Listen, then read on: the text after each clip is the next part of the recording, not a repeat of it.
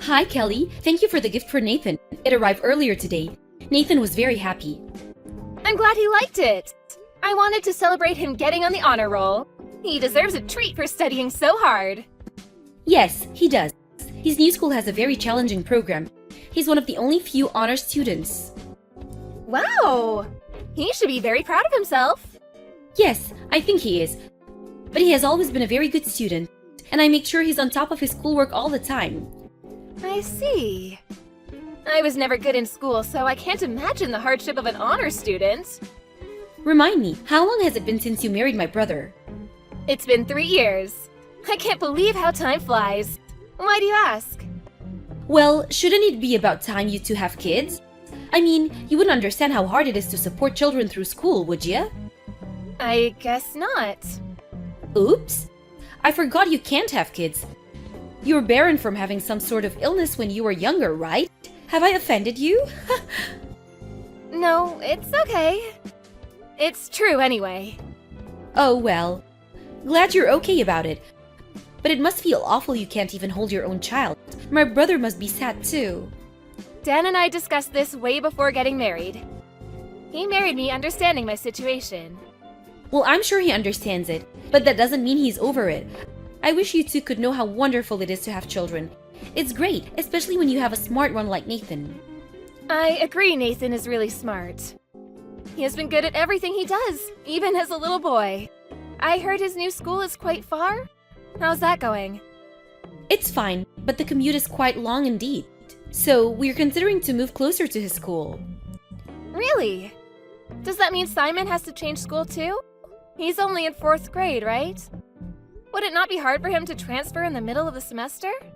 Why are you concerned about Simon? He can go to whichever school that's convenient. He's no good, unlike Nathan.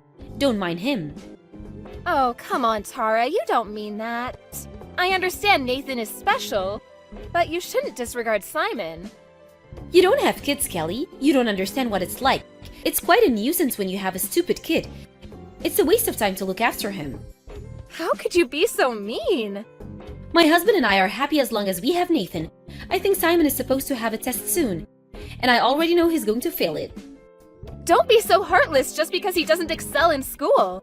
And you really shouldn't call him stupid or a nuisance. Don't bully him. I can call him whatever I want to. You're so naive. Why do I have to pay attention to a kid who fails to please his mother? Don't you think it's a waste of time? Simon is only 10. How can you give up on him like that? He's full of potential. Blah blah. See, this is what I mean. You don't get it. You can't be such a dreamer. When you have two, you just know. Know what? The smart one will always be smart, but the stupid one will always be a failure. I don't blame you if you don't understand. Like I said, you don't have kids. You shouldn't decide so soon. Maybe Simon is not doing well in school because of how you treat him. You're hurting his feelings. How many times do I have to tell you that I don't care about him? Chatting with you makes me tired. I have to go shopping now. I only needed to say thank you for the gift. Bye now. Tara? What the heck is going on? Huh? What do you mean, Kelly? Simon came over to my house alone, crying. He said you told him to get out. That you even locked the door? Oh, that. He went to your place, huh? What do you want me to say? Sorry for the bother? No, that's not what I want you to say. You actually told him to get out, it's true? Yes. So what? Do you need to kick him out too? You can if you want to. Let's say I take him back to your place. Will he be allowed back into his house? You mean my house? Hell no. What? Do you understand how hurt he is? Do you not have a heart? Why do I have to feel sorry for him? He's the problem here, not me. What exactly is the problem? Do you remember the last time we spoke? I mentioned he was going to have a test, right? Yes, and? I told him repeatedly that he was not allowed to get a bad grade on the test, but of course, he does miserably. I had warned him. That's why you locked him out? Because of a test? You are unbelievable. It's called discipline. You do something bad, you get scolded. He's an idiot. I have to teach him a lesson. Enough already! Simon is not some kind of a pet! You don't call this discipline! He's 10 for crying out loud! Ugh, cut it off. Mind your own business, woman. None of this has anything to do with you. Of course it does. I'm his aunt. Dan is very concerned too. We're both Simon's family. Dan would say something like that. He's always has to be right like you. Anyone would agree you're being too hard on Simon. Oh, I know. Huh? Are you gonna stop bullying Simon? I have a better idea.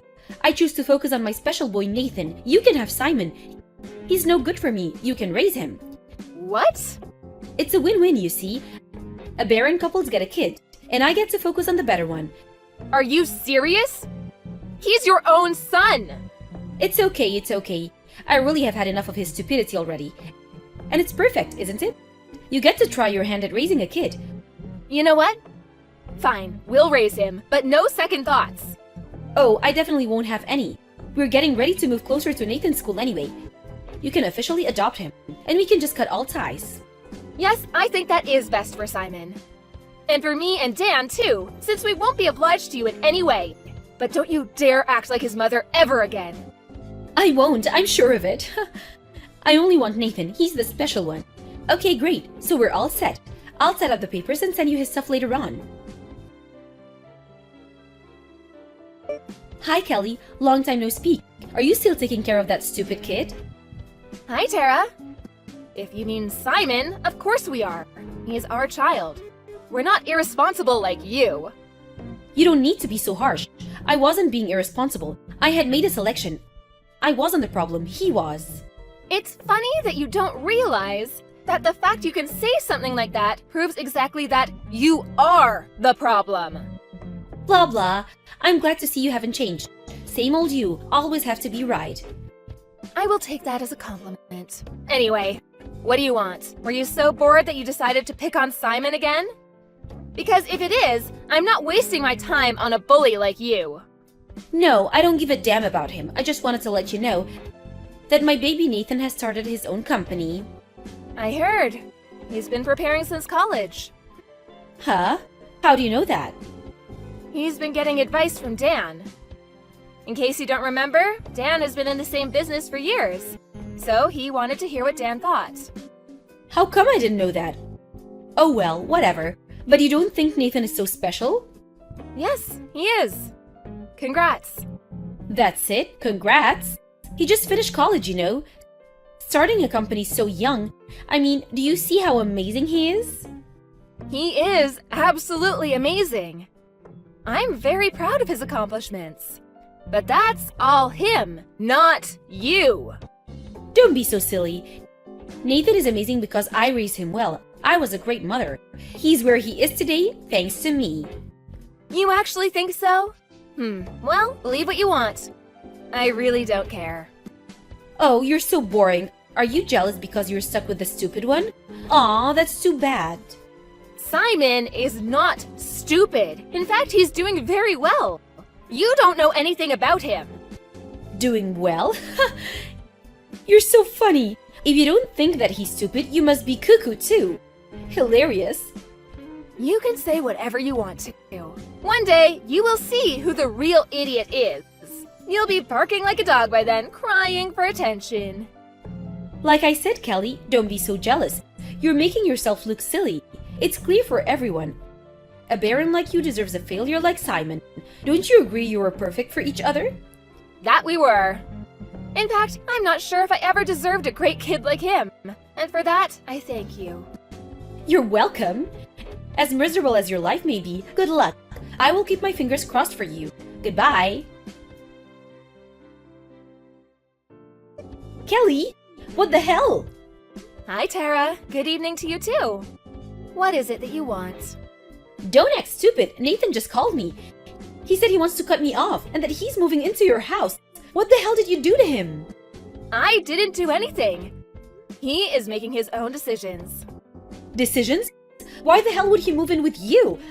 I don't understand. You don't? Like, you actually don't get it. See, that's exactly why he's cutting you out. Excuse me? Are you trying to pick a fight with me? I've never done anything to deserve this. Then why is he, huh? If he really thinks his parents are important to him, I'm sure he wouldn't decide to cut you two out. You must have brainwashed him, or else this is impossible. He would never. Never, huh? Why so sure? He always did well in school because of me. He went to great college because of me. I kicked his brother out so I could focus on him, to give him the best environment. I've done everything for him. He should be thanking me. Was that really for Nathan? Did you really consider his future? Were all your actions for him? Of course, I have dedicated my life for him. I have given him everything I could as a mother. Everything was for him. No, it wasn't, Tara, and you know it. It was all for yourself. Can you not read? I said I did everything for Nathan. You wanted his brand. You wanted to think you were the successful mom that raised a successful kid. Nathan was merely a trophy for you. I don't need a failure like you to understand. I only need Nathan to understand what his mother has done for him.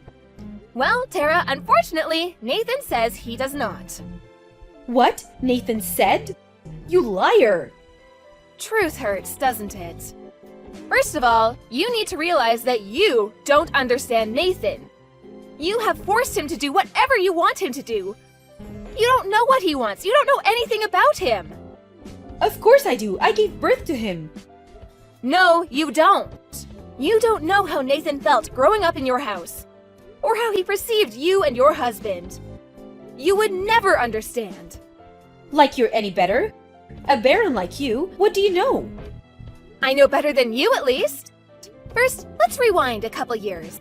Why the heck would you think Nathan was okay with his little brother getting kicked out?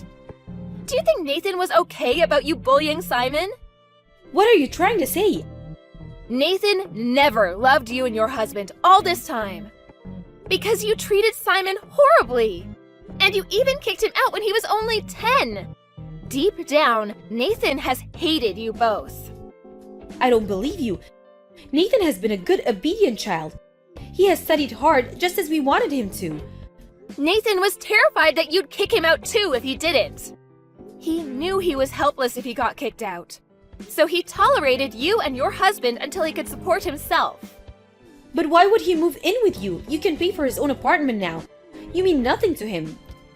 I guess it's that bad for him. He wants to get away from you immediately. But also, he wants to spend time with his business partner. What business partner? Simon.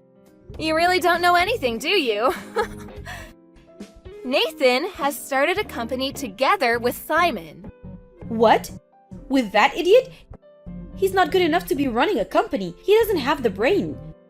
As I mentioned before, Simon is not an idiot. You need to stop calling him that.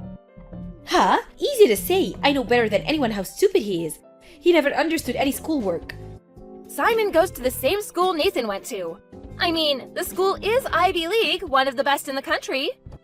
If he's an idiot, then an Ivy League must be a joke. Wait, what? Simon? You're bluffing. Nope, no bluff. After he began to live with us, he did great in school. He was always an honor student. I don't believe that for a second. It's not possible. His grades were always terrible. If he was as bad as you say he was, you were making him that way. Because you compared him to others and didn't give him a chance. But I'm sure this is all too difficult for you to understand. Fine, whatever. But if what you're saying is true, I have a suggestion. I can take back Simon. What? Are you crazy? I'm his birth mother. I had him and Nathan. It's only natural they come back to me. As bad as they made me look today. Okay, you know what? Just shut up. You are not good enough to be their mother. Are you listening to me? I had them both. You're in no place to tell me. You may have delivered them, but that's all. You did nothing for them. Nathan and Simon would never accept you. You have failed miserably as a parent.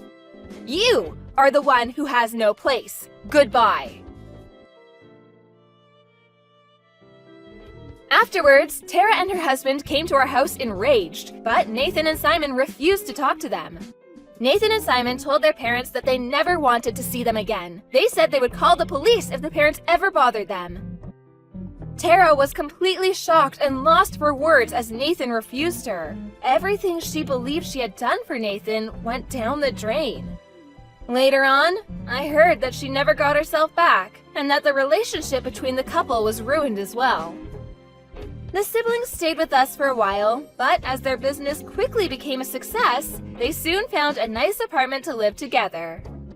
Dan and I miss the boys, but they come by often to see how we're doing. Simon, as he always has, treats us as his real parents and continues to care for us. We despise Tara and her husband, and how they have treated the boys, but we're thankful for them for giving us the best sons any parents could ask for.